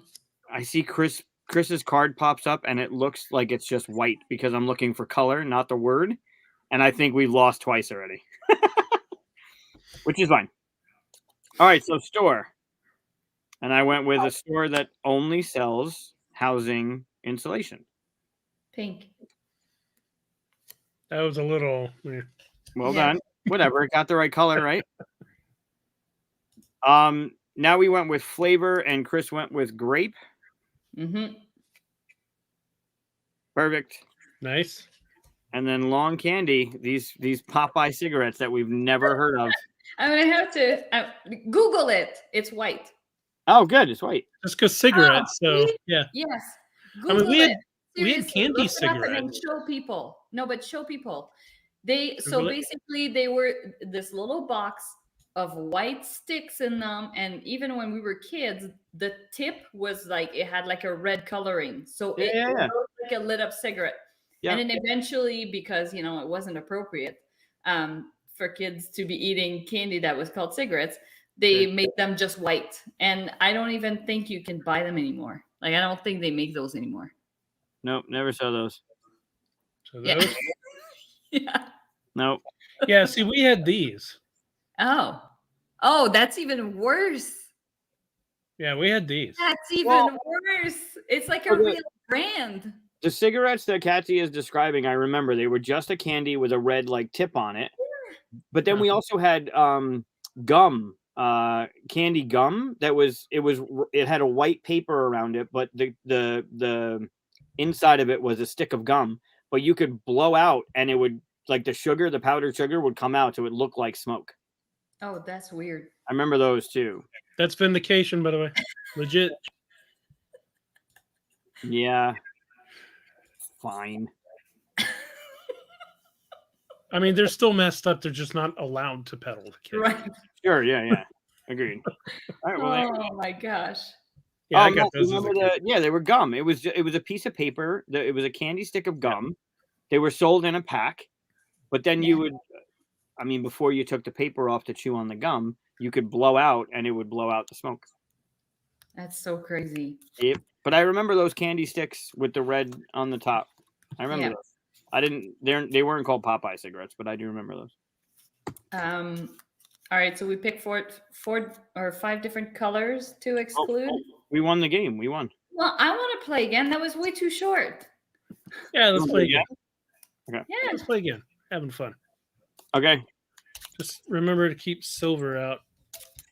I guess you don't have to do that if you don't want to. Sorry, I just read Matt's comment. He said, "I remember trying to light one when I was a kid. It just melted." Yep. All right, Katia, you're shuffling. Why don't you pull out the 5? Green, Green is out. Already out? gold, Already out? silver, Come on. Already out? purple, Ah, there's a new and one. yellow. Ah, okay. Cool. All right. And we'll start with you with round 1. Okay. No, I just took this out. What happened? James Bond's hair. I swear, if you do that. That would be different color, actually. That wouldn't work Yeah. very well. Okay, round 1. Breakfast. Okay.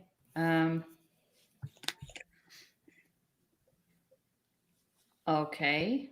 Yeah, I'm hungry too. Shit, yellow's out. um, I'm gonna go with damn. I'm gonna go with strawberries because it's a breakfast fruit for me. So That'll work. I'm gonna do nothing but geek stuff. I'm gonna really pigeonhole myself. You're number 2, right? Yeah, so subject. Okay. Was that subject classroom or classroom something for 3? No, yeah, classroom object was 3 because of the. Oh, okay. okay. So I still think it's kind of a school subject they're expecting, but maybe. looking at the card. A subject having to do with insulation. If you want, I can do that. Check out all the cool little Grogu's I got. Aw, he's so Oh, cute. yay. I got all of these. You got all the cool guys? Yeah. Oh, I don't have the sleeping one, Oh, The you second need to one's get so the sleeping cute. one. but I don't have that one either. I got one him eating the Oh, frog. I have that one. You have this one? Oh, I don't have that one. I have him eating the bowl. Or Yeah, drinking I the have bowl. that one. So we have the same set. Oh, okay. And the one with him using the force. Yes. And then is he touching? There's one where he's touching buttons. I don't have that one. I have one where he's all sad. Yeah, that too. Mm-hmm. Very cute. Looks like I need more. Aw, Oh, that's funny. cute. Oh, wait. I forgot to grab this one.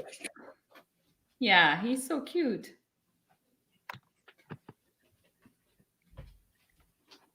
They're right behind my computer screen. Bye. Oh, what? Well, mine are on my shelf over there. There are 2 of them. Yeah, I got that too. Wait, I can't see that. What is it? It's this one, basically. Yeah. Oh, Well, okay. sort of. He's not digging into it, but it's a big pop one. No, that was it. I meant to put it out behind me. More loud noises. Oh, I dropped it. There we go. Oh, fun. Oh my God, that's awesome. So anyways, back to subject. Yeah. You got sidetracked there, big time. Yeah, totally. Told you I'd geek it up. Yeah, it was pretty good. All So subject. Subject. I'd say math, but I'm gonna go. It's the only one I could really think of. Like shop class, like woodworking shop class. Okay. Where they work with. Okay. Yep, it's low hanging fruit, but whatever. Yep. All right. Oh, good luck with this one. Laughter. Whew. Wow. Okay. James Bond's one-liners. Uh-huh. No, don't use James Bond, please. You need to watch James Bond. No, thanks. I'm good. At least watch the Sean Connery ones. The Sean Connery ones are great. Ugh. Sean Connery. The new ones are great too. Phenomenal. No, I got All right, more laughter. Wow. Not Sean Connery. How about? Is that appropriate? That's not appropriate. I mean,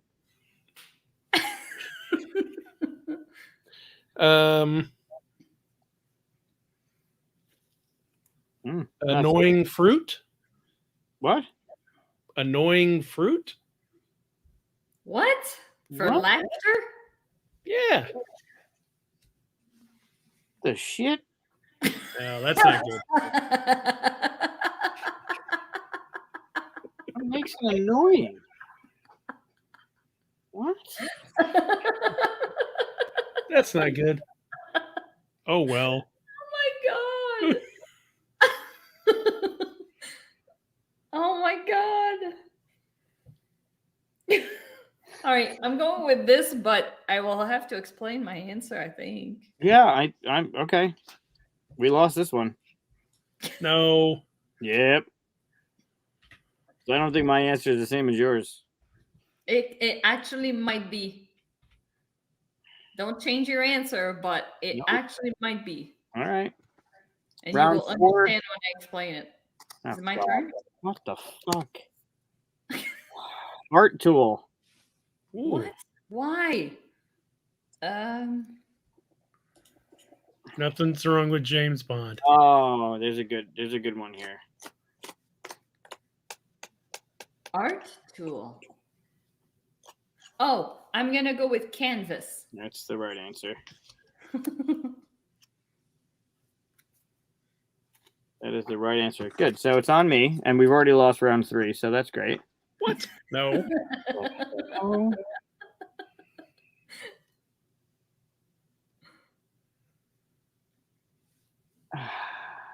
I think I'm passing this one too. What is it? Appraise. Oh, Yeesh. that's tough. Color to that. Hey, aren't you glad I didn't pass up language so that you can pass that up? No, you get one pass on your turn. What? Yeah. Oh, I thought we only got one pass together. No. No. No, that way no Oh, one's ever well. stuck on something. Oh, well. I was. Appraise. All right. What's a new one? I'm What's the new one? trying to figure out if I can do appraise. No, you're not gonna get that. Nope. No. Okay. Great. That's even better. Sour? Oh, that's easy. Come Yeah. on. I mean, are they sour? Seriously. Did you get rid of that color? I hope not. I mean, Come on. Sour. Yeah. All right. Well, I mean, it's a.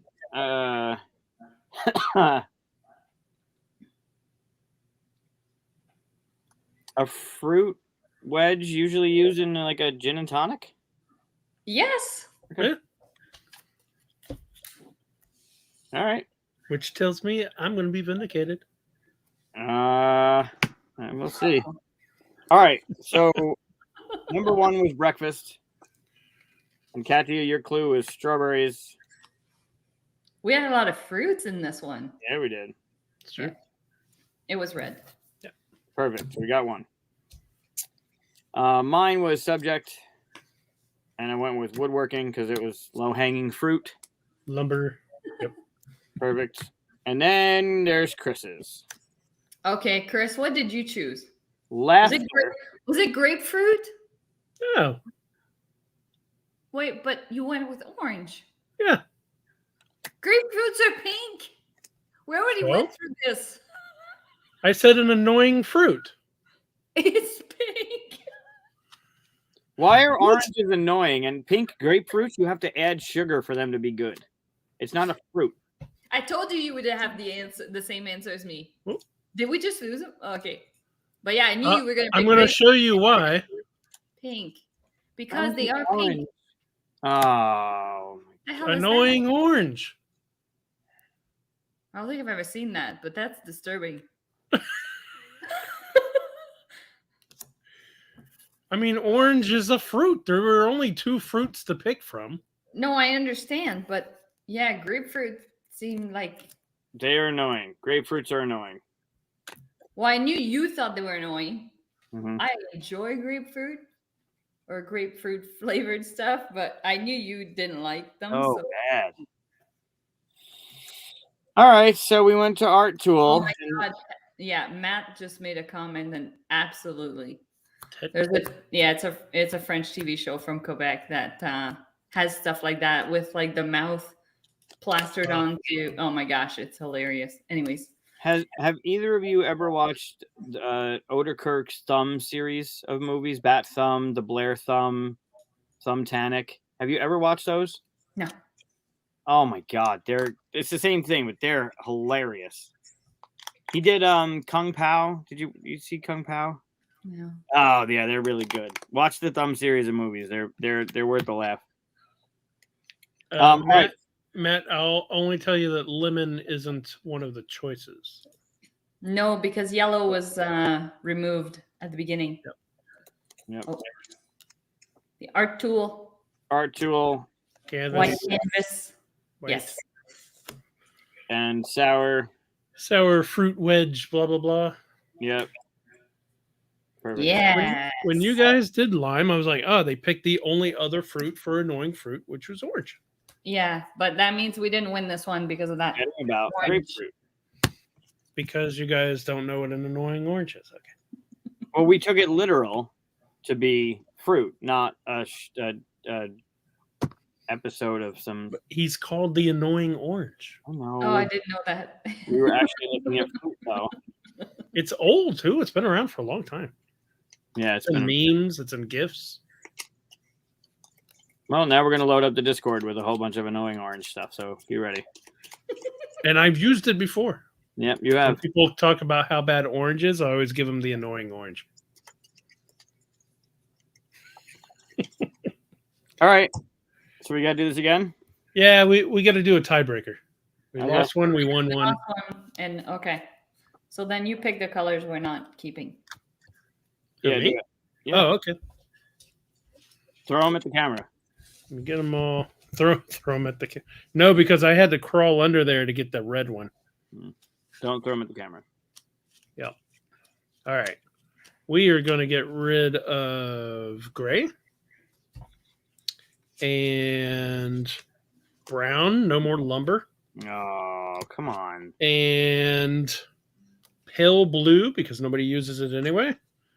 And how many am I getting rid of? 5? 2 more. Yeah. Black. Ugh. Always bet on that. And purple. Oh, all right. Challenge round. Yeah, it's like we got all the primaries in, I guess. Yeah. Not so bad. No, All right. no, it's great. All right. So Chris led game 1. Katia led game 2. You're leading the new one. Oh, nice. Yep. So Wait, I- I'm already going to pick it before you say it. Yep.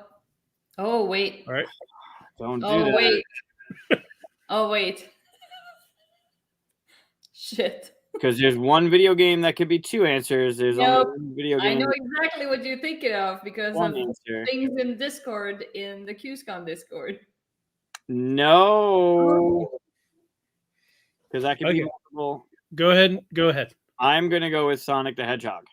Oh, okay, that's a good one. Oh, okay. Made me change. That's a Fine. good one. The other one could be The other one, the one I'm thinking of, could be 2 color. Yeah. correct. All right, Chris, round Yep. 2. Huh. A texture. What? A texture. Pass. Around in there, so you can use sandpaper. Pass.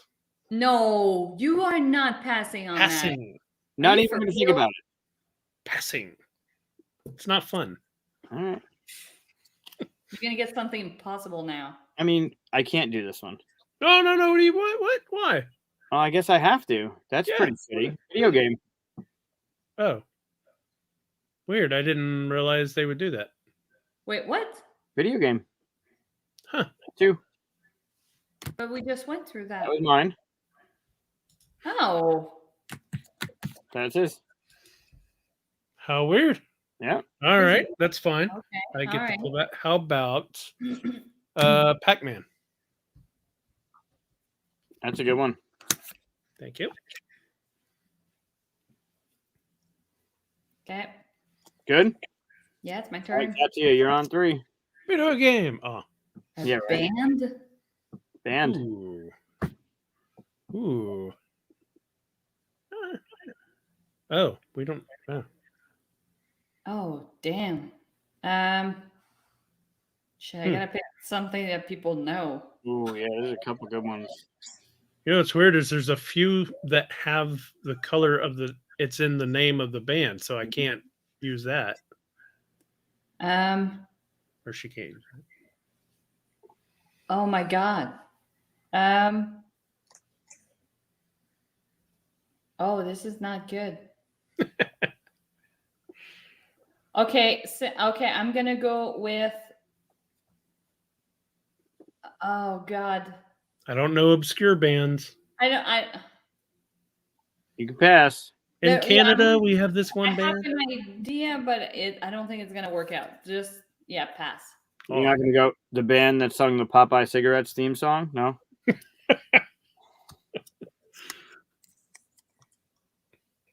Oh, cosmetics. Oh, Yep. okay. Cosmetics. All right, I'm gonna go with lipstick. Cool. The bands, yeah, there are so many. Yeah. All right. Oh, God. What the shit? Oh, that's a good one. Oh, yeah. Okay. That's good. Going by the song that they say. Yeah, you don't have to say the name of the band. Yeah. No, but yeah, it's okay. Oh, except we don't have black in our No, we don't. new place. I don't like it. You can use your pass. You're going to use your pass? Didn't you already use a pass? No, Well, it was I'm video game. thinking, used a hold pass. on. I'm thinking a new place, right? So my clue is going to be, for a new place is an office that has not been painted yet.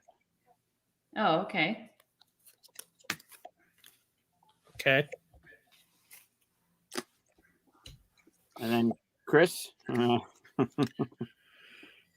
Japanese food. Oh God. Oh, I know. Oh, wasabi. why would you do this? I'm hoping it's this one. I mean, Come on. all Don't right. overthink it. I thought you went with like salmon or tuna or something. Yeah, Oh, yeah, that would have been good. That would have been good. That would have been good. Yeah. Okay. So we started off with video game option number 1.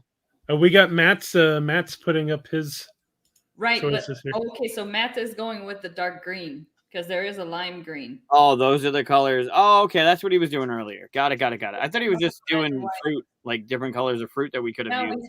He's giving us his answers. The answers. All right. That makes sense. All right. So we went video game option number 1. I said Sonic the Hedgehog. And blue is correct. Played a lot of that. Video game option number 2. And Chris I said went with Pac-Man. which was also good. The reason I didn't do Mario is because although you'd want to go with red for Mario, it could be red or blue, and you could also throw in Luigi, which could be green. I thought you were gonna go with Yoshi, like something Yoshi related. But Which then is I thought, green, is yeah. it the lime or is it the green? And so Yeah. that's why I was like, don't do that. Didn't think of that. I went with Mario and Luigi. So it's a good thing that didn't happen. You went with lipstick for cosmetics. Red. Yeah. Well done. I said a new office that has yet to be painted. White. And there's no sheetrock is White. white. Sheetrock, yep. And hopefully your Japanese wasabi is Lime? regular green and not lime. Regular green. No. Get out of here. The blob of wasabi you get in your sushi, it's lime green color. It's not dark It's not green. lime green. Lime green's kind of more neon-y. It's not this green. No, I will say that wasabi looks more like that. That's fine, but my green looks like this, Oh. and my lime green looks like this. So I just went off of the idea of see, Matt got it. You should have said salmon. It was salmon. Yeah. Actually, yeah, I should have gone with salmon. Well, shit. Yeah, wasabi was tricky with the two greens in there. Now I want sushi. I am the traitor, apparently. Don't give me that look, Pocahontas. I'm telling you, I need to print that face though that I showed in Discord and put that on a stick because that's a funny one. 3 out of 4 people said green. I wasn't that far off. Yeah, but I don't think they understood the nuances of our green and lime. The nuances. And the part of the problem is I don't have this. If I was looking at it, I would have thought the You would have lime looks a little... yeah, because it definitely is more. Can't you see it's like super white? Yeah, I agree. Wasabi definitely looks more like the lime green that we have than it does with the regular green. Yeah. Yeah. Yeah, there you go. Now you can see. Yeah. Yeah, I also agree, but I don't have it, so I didn't see that. I don't know what that is supposed to be on the cards, but it looks like brain matter. Yeah, what is it? Show it closer. It's like ink getting dropped into water. Oh, okay. It looks like brain. Yeah, it's like they bought one stock photo and then just changed the color of it in Photoshop. Yeah. Yeah. Weird. So we lost. There's also this one, which really comes out clear. Yeah. Classic trader moves. Go Pac-Man look like a yeah, that is how I work as a trader. I look like the best player until I don't. Oh, of course. We all do that. Yeah, Peter agrees too. Wasabi is lime green. Yeah. Yeah. Agreed. Hindsight 2020. Sure. All right. Well, what hey, what is that? Oh, okay. I just noticed we have a private chat. Yeah. A little Oh, late there. did somebody put something in there? Because I didn't. It was me making fun of his lime green. Oh no, it was Daryl. Daryl. He was just saying goodbye. Yeah. Yeah. Well, thanks to Daryl for coming by. Mm-hmm.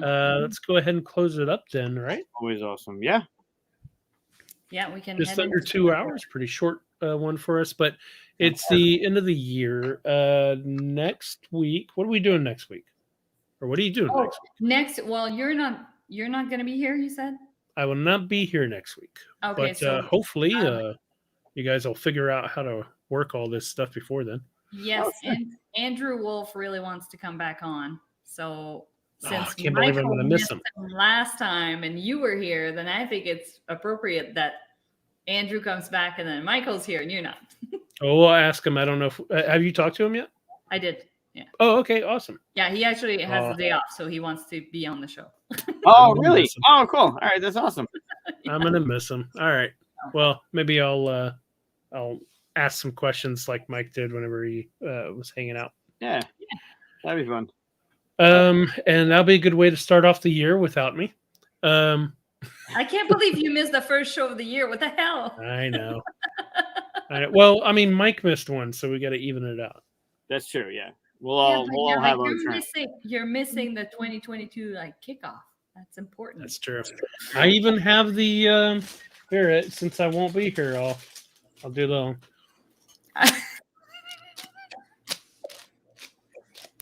I hate that these don't make noises. I was just gonna say, I think the funniest part about them is that you expect the little sound and so it doesn't come out, and it's like it's so sad. You see the game that uses those as the lizard tongue to pull stuff off the tree? Make it sticky. Have you seen it? No, there's a game. Oh, really? It comes with multiple ones of those and this thing in the table that has stuff hanging off it, and you're supposed to use that as a lizard tongue to grab a thing off the tree. So you're actually supposed to like put something in your mouth from the board game. One of those things. I mean, it's got to be better than the thing that like keeps your mouth all open and you're drooling out of it and stuff. So do we need to make like a top 5 games that are not COVID friendly? Because I feel like those two are that would be maybe the one where the pie hits you in the face. For sure. Yeah. It's like, I don't want to put anything board game related in my mouth. No. Yeah. Oh, that's funny. So anyway, it's been a fun episode. Maybe I will go and get some proper what do you call those anyway? Are these streamers? No. I don't know. I don't have the top to it. I don't know what it's called. I don't know. Party favors or noise makers. Something. Okay.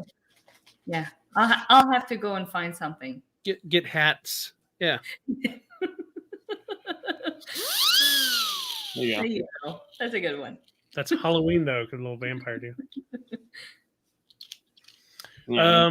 Noisemakers. Yes. Gotcha. Yeah, so next week we'll have Andrew on. That's exciting. Mm-hmm. Yeah. And then until next year. Until next year. Yeah. Gotta make the jokes, right? You gotta make the dad jokes about last year. Next year. So please like and subscribe. Mm-hmm. That's what we want for Christmas. Thumbs ups. We are over 150 subscribers. Yeah, we are climbing up. It's nice. Thank you everybody for subscribing. Yeah. Awesome. Very much appreciate it. We celebrate every single one. We talk about it every week, like, oh no, another person, yay. So you are appreciated. 100%. All right. Anything else you guys want to add, or you want to say goodnight? Oh, we're going to be in Discord, talk a little bit afterwards. Yeah, we're having the Discord for a minute. Yep. Yeah. The link is in the description of the video, so come by, say hi. Tell us what you liked about 2021. Besides us, of course. Of course. As a personal note, thank you both for taking the time every week to deal with this on whatever level, whether it's last minute planning or me showing up 2 minutes before showtime or it was like 30 it was 2 minutes today. It was 2 minutes, but I already had my drink poured. Like I was planning because I know I have family. I was doing dinner, so I was prepared. But honestly, thank you, Chris, for taking the opportunity or for seeing it as an opportunity almost a year ago of having this weekly show of whatever the hell we wanted to talk about. And then Katia, for you wanting to be part of whatever the hell we were doing on a weekly basis. I look forward to it every week, even the side chatter throughout the week of stuff that either we're planning or what are we doing today or what are we doing next week. I look forward to it every week. The weekend goes by slow and I'm waiting for Monday to happen, which is good because then you get a longer weekend, but I still want Monday to be here as soon as possible. So thank you both for taking the time every week to do this. Yeah, same to you. Very much enjoyed it. Still enjoying it. Thank you so much, Katia, for joining us. Well, thanks for including me. Like I was always enjoying watching the show and being in the comment, and so it was really nice to be part of the family. Yeah, you have no excuse. You saw what this was before you joined. Yeah, so. Yeah, you could have been like, nah, I'm busy on Monday. Sorry. Exactly what I was walking into. Yeah.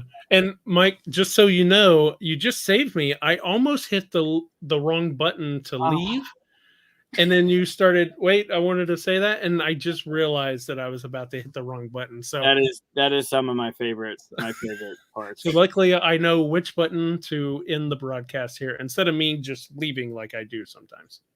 So thank you for letting me catch that. No, not a problem at all. But one to the 150 people that have subscribed, those that are vocal in the comments every week, Peter and Matt and Evan and whoever else I'm forgetting. Oh, now you started naming people. I know. Axel comes in here. Yeah, Shannon shows up. Yep.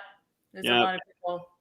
I look forward. It's fun for me to see who shows up because it's always engaging to see. Like today, Matt was like doing his guessing of everything and the information that like Peter will throw into us, and Matt was telling us about AEG and the D&D. Like the comments that you guys when you're participating, it started as just a thing. Chris and I were talking, like we were just talking to each other. And the biggest feedback was like, it just felt like people were involved in a conversation we were having. And then it became this really awesome, personally, this really awesome thing that we do every week. And to see people show up and comment, like it makes it feel like it's not only just something that we're passing the time, like we're actually building something. So when Katia uses like family to describe us, like you guys are also family to us as well. Whether you open the Discord after or not. And because of that, even more than just once per week, I have Discord open all day long, all throughout the week, and just having other people in there like Corey and Donnie and everybody else. And now I started naming people, right? Jim, people talking in there, just sharing stuff, being friendly. It's just nice to have people talk to, even though, even in a year like 2021 where you couldn't go out as much, you couldn't see people as much, it's really nice to connect with people in Discord. So very much so. And all our guests that we've had, all the different people from all the different companies. It's been to think about who we've had on the show and where it started and where we are just less than a year into it. It's pretty special to me. It's pretty, not only do I get to see you guys on a weekly basis and geek out about cool shit that we see throughout week to week, it's pretty neat to think about who we've connected, who we've talked to, the stuff we've learned from people, maybe some stuff that shouldn't have been shared. What? We'll find out later. Yeah. But yeah, it's been a hell of a year.